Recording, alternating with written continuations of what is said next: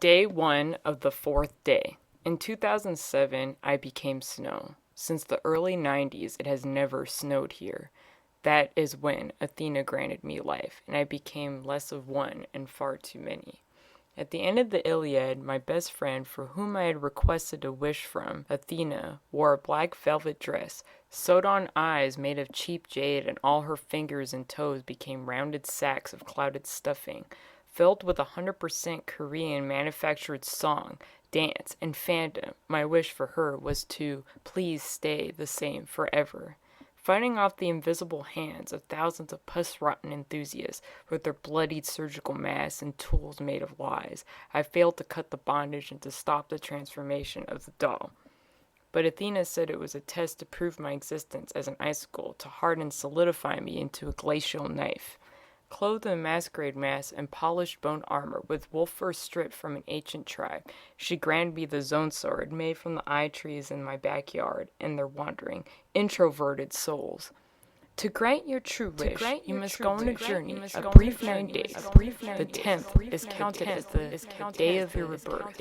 Your first task is to find and kill the red dragon, she echoed in the illuminating fog. As she vanished, her substitute emerged as the family tree, and the hot sun tanned my flesh, slowly scorched my hands as I held the iPad and stopped recording. My zone sword became part of my right arm, and that's when I pushed for on demand. But you were a cop, and in this one, you had a family. I had no business, but watched you from the other side of the black frame that Athena warned me about, a constant invisible wall. Halfway through, I followed your sun-kissed hair and watched you speak to the man-eater. Exactly 2 p.m., and you discovered its lair, and that's when I pressed onward. As I breached the dungeon cell, I lost my left front tooth to the bars above my head.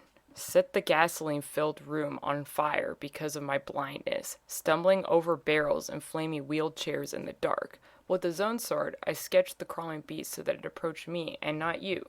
Its tiger-striped muscles, broken horn, and chipped teeth were distractions, but I tamed the beast and mounted its sunken back. The zone sword forced him to regurgitate a full set of teeth, my missing tooth among them.